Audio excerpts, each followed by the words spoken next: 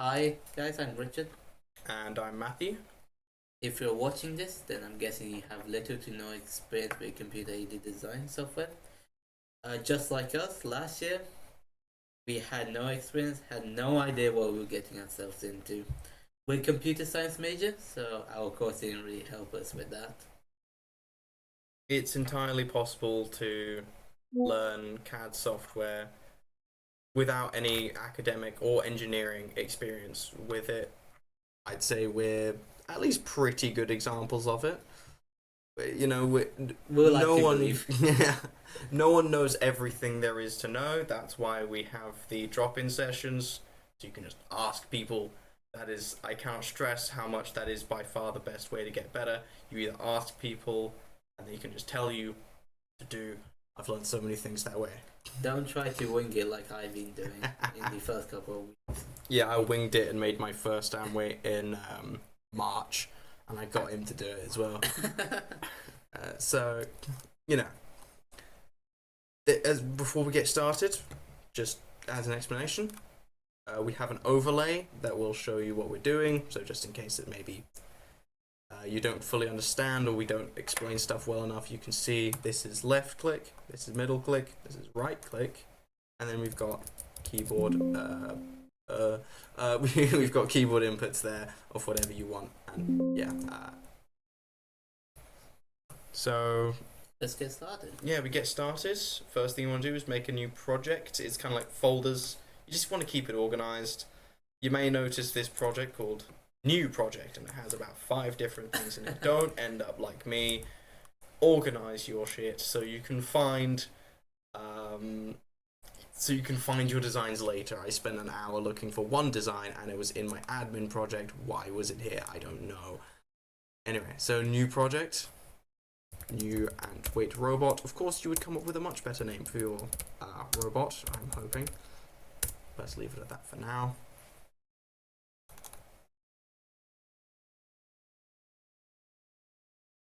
We can enter into this folder. There's nothing here. You can see it's empty. So let's create something. Alright, so where you're at is your workspace. And you can see it's a bunch of grids currently. And to rotate, you just press the middle button, the blue, or you can use this thing to rotate. Well, it's shift and then middle click. It's shift and middle click, yeah. But first, we need to make a sketch. We need to make a sketch so we can actually make our robot. What is a sketch? A sketch is a 2D drawing. So let's do that. You can sketch on different planes and also on objects, but we'll show you what that is. Matthew is now gonna click on the top plane. This is the most simple bit. Now you're basically in a 2D design studio of sorts. It's more complicated than that, and I will be the first to say there are some of these things I've never used. But it looks frightening, but it's not too complicated. There's a lot of very useful tools in here, but let's start off with making a basic center rectangle.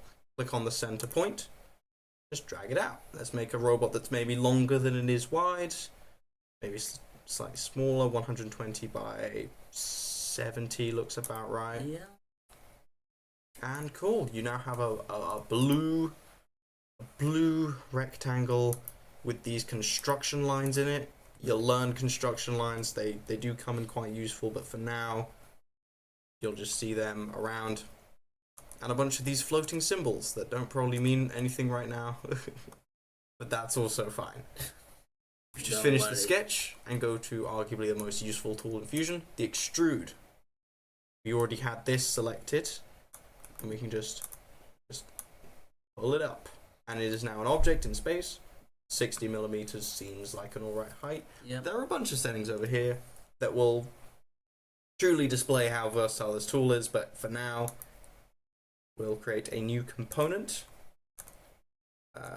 These are important for organizing things, and let's rename this chassis, even though maybe that implies a level of complexity beyond this. And this will be our main body, it just doesn't look like it yet. So, let's try to make a wedge board. How hard can it be? So basically, we're selecting a sketch on one side of the chassis. And we can instantly, you might see that there's points where it looks like it's trying to lock on, and that's useful. Like that binds whatever you're placing to physical objects, which means that when those objects change, this will also change.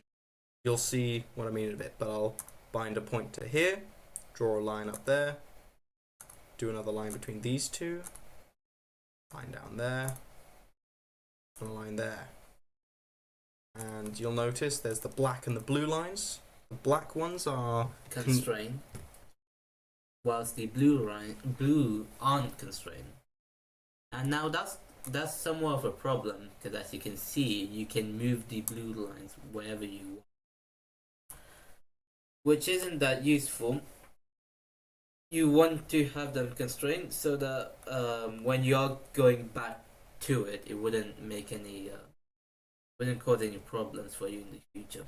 And it's just way more under your own control. Yeah. And let's finish that up and create our wedge of sorts. Another use for the extrude function is going backwards. You notice how Matthew is going to the tab and clicking the extrude. There's also a keyboard binding, which is just E, which can be useful. And it'll be the same thing. Let's move it back unreasonably wide, just in case we make the robot wider. This will cut off any wedge that we want. Alternatively, we can use a rather unnecessary feature at this point, but two objects we can extrude back through here, and that will do the same thing except more precisely. However, let's keep it simple for now. You can also offset it if you wanted to. Let's say -10. And as you can see, we kept a bit of the rectangle. If you wanted this If you vile wanted. shape. Could be useful. It could, well, yeah, somewhere. Somewhere. And you can obviously do it the other direction. Yeah. This is using the cut mode of the extrude. If you did the join, it would just make a pyramid or so. It would just do that. It will do that. So for now, we don't need that, but it might be useful in some other senses. Now we have a shape. Now we have a shape. Not a brilliant shape by any means. Maybe resembles some flipper robots you might have seen somewhere, but apart from that, it really isn't much. Matthew, is it me or should it be a bit wider? I don't think I think it should. Yeah, exactly. So I say, go back and change it. The timeline, everybody. Probably the most important feature. You can go back to about nearly any feature and just edit it, or even change the order with obvious constraints that you can't. I couldn't put this extrude before this sketch because this extrude uses the sketch. But by and large, you can just go back, edit. If I want it to be wider, I can. Except, well, there are some constraints being imposed on me. That's what these things are. But I can introduce my own dimension. So that was me pushing D on the keyboard, and I can click on this and specify exactly how wide I want it. So a little bit wider. Let's make it 80. And I can make this one. We go 125 seems alright. Yeah. Alright, 125. And there we go. It's now black, as you can see, which means this isn't gonna. I can't take a bit and drag it. In fact, that just caused a weird Windows loading thing that I do not know why it did that. It's constrained. And this is how you want it to be. However, not fully how you want it to be. We'll come to that later. You can also go back and change, like, the height of this. We can now make this maybe 50. Maybe we want a shorter robot. Who knows? Shorter, lower to the ground. It still doesn't look right. Wow. I don't want to go back to that sketch every time. Every time I want to change it. So that's where we introduce change parameters. The best menu in Fusion 360. I know I've maybe just said that about extrude, but this is extremely useful. For those of you with programming knowledge, this is essentially equivalent to variables. Those of you without programming knowledge, think of it as just a word that represents a value. It'll come quite clear pretty soon. If you want to pause and view this, go ahead. Now, let's make a couple of fairly basic parameters. One for the height of the robot, 50 millimeters. One for the base length of the robot, that being the length on the bottom, and that is 125. We make a width one, which I can't actually remember. We said that, Adam. Did we send it like 60 or something? I think it was more. I think it was a bit bigger than that. It was 75. Yeah, it doesn't really matter. And then I'm also going to set a top length. She'll explain later. Explain it later, but this essentially refers to the length of this section here. Useful. Now, it's good to assign parameters at the start, so you don't have to do this, which is go back and set all of them. It would be much better if you type these in originally.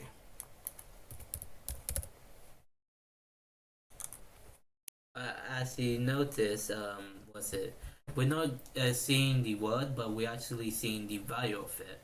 But there's fx next to it. Fx shows that it has been parameterized,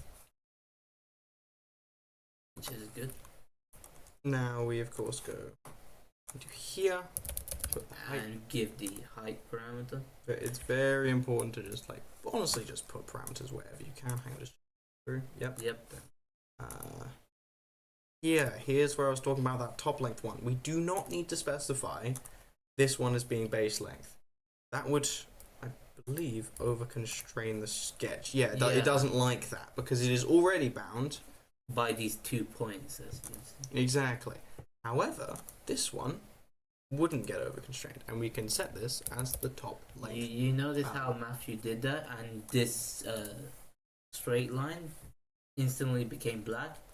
It is constrained now. Even though we didn't constrain it itself, it's constrained at 2 other points. Now it won't move yet. And now, every single thing that we've done, minus some obvious design stuff from the start, is now editable from this menu here. If I want to make it a little bit taller, I can. If I want to make it a little bit if I want to make the angle at the front steeper, I just increase this. If I want to make it wider, I can just do that. Yeah, and as you can see, modified your chassis. And that it'll even become more useful as you can put these parameters in many places, and it'll modify multiple things at once and keep continuity between multiple objects. Yeah. Now, this is a nice shape and all, but it's not really a very constructible thing. It is a blob. It's just a solid brick. Yeah. The shell tool. We go in and select our object, because I do not want to select faces for this. And you select the whole thing. Move this in. So we make it 5? 4 mil. 4 mil is pretty common for robots as a base, and then you will individually be able to thicken certain sides by having a base thickness of, say, 4 millimeters for a push bot. That seems alright. But if you look around your robot, you can't really see it. It doesn't look like it's changed. So how would we have a look inside of it? We can use this sectional analysis tool under the inspect tab. Voila. You can also rotate it by angle. I'm not gonna lie, I haven't used it that much, but it is an option. You can also flip it if you want to. Yeah, and just keep on. This tool is what you will use to see inside of anything you make. If you decide to not use this, you're making your life harder. Yeah, exactly. Yeah. And so we can flip it, see whatever, and then this is a bit inconvenient because that's not what a robot looks like. You can always disable this under the analysis tab and just hide it. Don't do what I did, where I just did the plain Yeah, everyone comes up with their own workarounds until they realize that there was a function that did that the whole time. Yeah. Okay, but how are we gonna access the robot? Well, I think on a robot such as this, you could maybe this front bit could be a lifter. You could access via that, but that's still pretty bad. So, Usually, you would access it via the base plate. So we've now got to separate this. Now, first thing you probably ought to do, go in here. We are modifying this component, and so we should select that we have this component active. This will aid with how the timeline works, because then every single action carried out on this will be under, or will be on the timeline for this object. You notice like this one's a bit longer, it contains things from before this object was created. This one is a lot shorter. yeah. So one way that we could do this Is by splitting body. select this thing. That has created our top bit and our bottom bit, and our bottom bit is separate, so we create a new component out of it and call this one. Well, it's not a lid because it's on the bottom, so it's Basically. and there we have it. We have this now removable section that we could take our view off of, and now we can see into the bottom.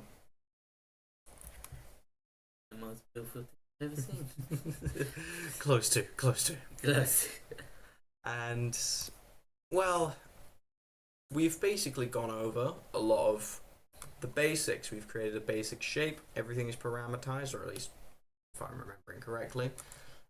And there's, of course, so many more things we could do to it. There's things we could do like fillet and chamfer, where we could take this corner and jam it in. Now, that's not very good applied to that section, but if we roll the timeline back, I tell you, it's... and then we fillet it, it then would create a different effect by the time we get to this point. So always bear in mind when in the timeline you perform your actions. Let's just delete that because that's horrible. It looks alright. I'm my own worst critic, but then all these modifications you learn about by asking people. Ask people, that's how you learn. Don't be like me when I try to wing it, like in the first couple of weeks. Although there are some brilliant tutorials online that we will share with you at some point, asking's the best way. Asking is, yeah. Now, we need to put some electronics in this robot, maybe. Yeah, or we do. try and, having just the chassis is feeling a bit lonely. Yeah. Let's quickly save this beautiful robot named Untitled. We can name it either the robot's name or something I like to do, which is name it main assembly. This is sort of a... So, like, you notice how for the project folder we had the new Anway robot, you could actually have it as the name of your robot. Yeah, and then here you maybe have, if you designed your own spinner or designed your own separate component, they would be in here. Yeah. And then this would be your total coming together. Something that we could add here is something you're not going to get to see in full because I don't want you to see my files, but... We're gonna grab the motor. Grab the motor from downloads. Yeah.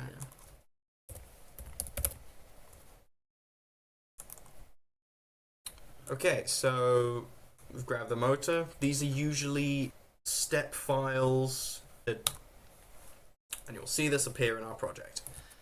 It of course takes a while to load, and we can use something that someone else has created. You can design your robot around the exact component that you're intending for. They're just guessing. Yeah. Which, blimey, yeah, that would be bad.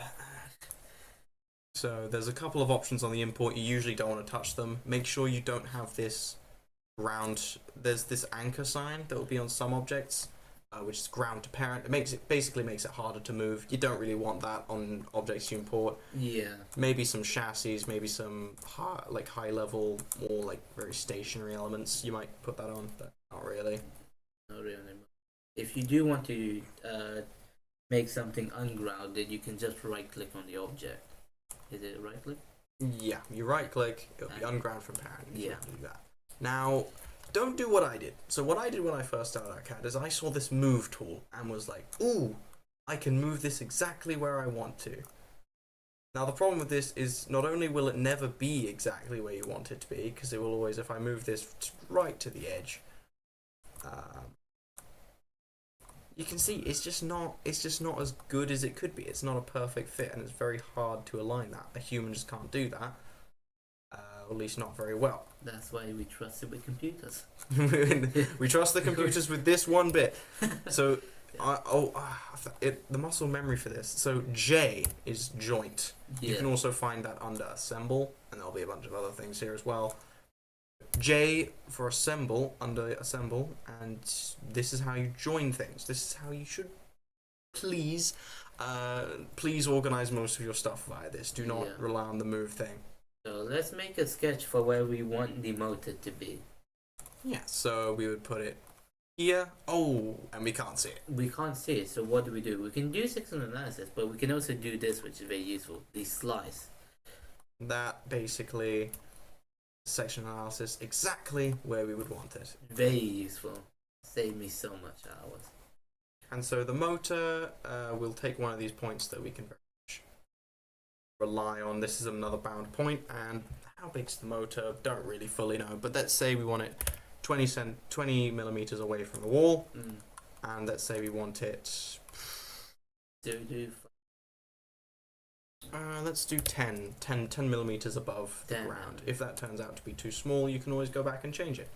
Yeah. And in an ideal world, these would probably be parameterized. You might modify this to contain a thickness variable, which we haven't created yet, but that's just to give you an idea of what you could do. We're not going to do that in this demonstration. I will also slightly preempt future point by adding a circle here.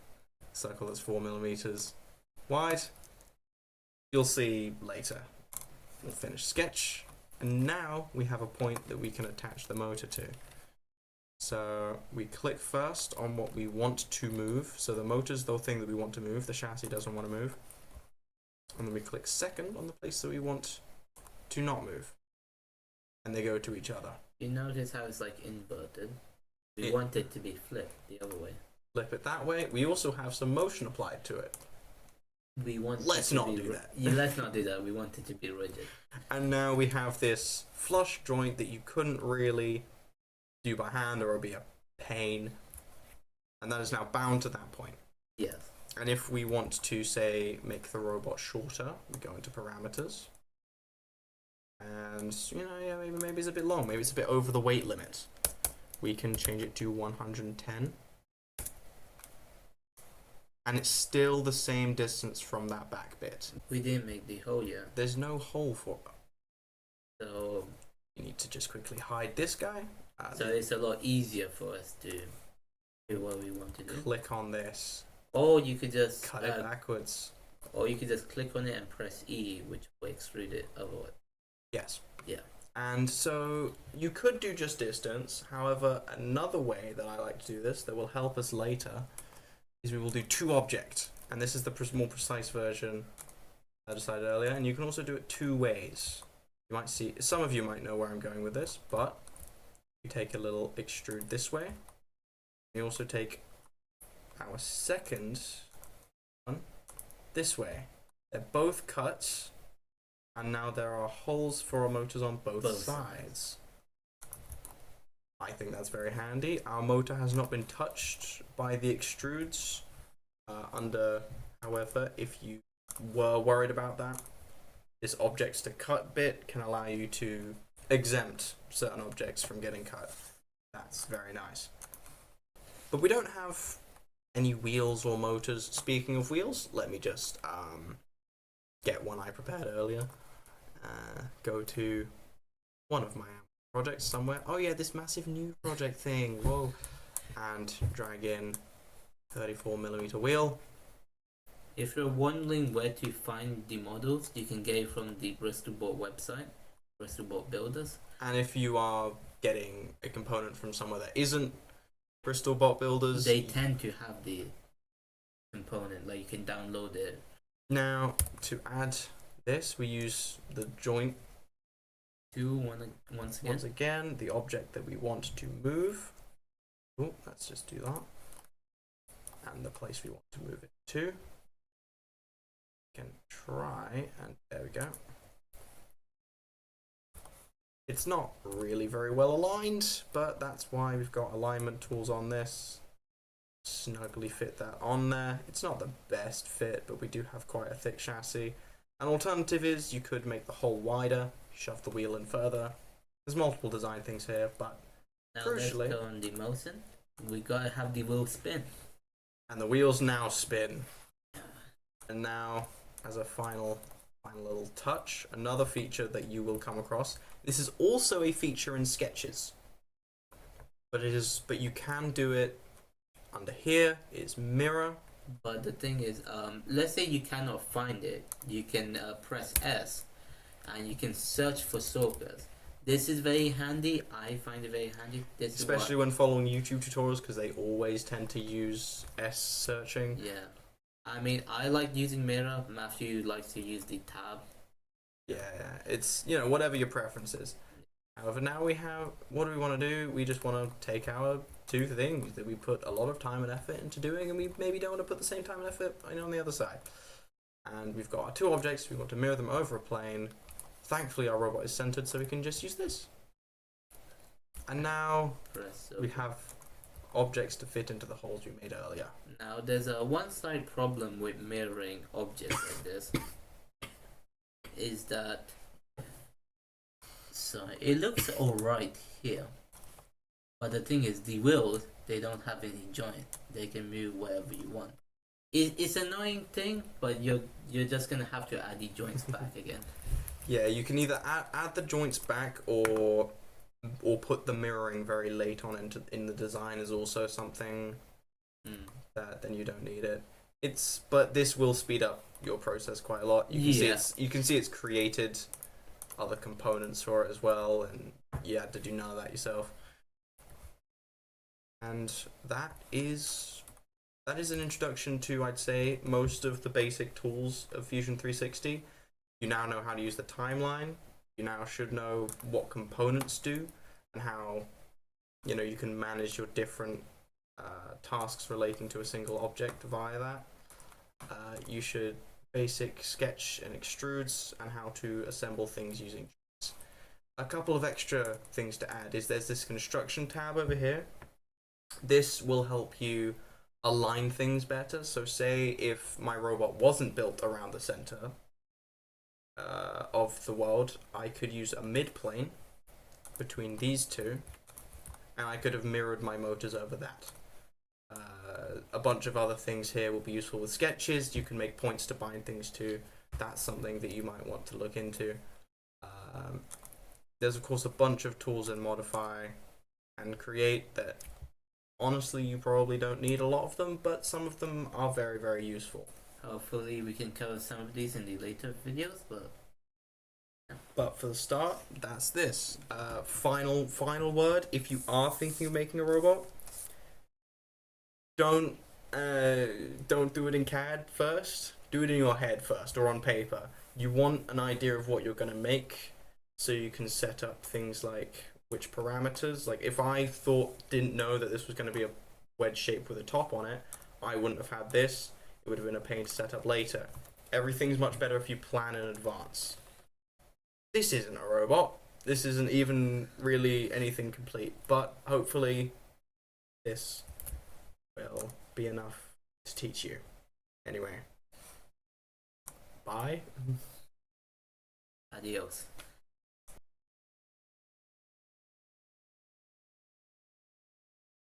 I don't want to redo it. I don't think people notice, and if they ask, it's like, yeah, we're not that good at CAD either.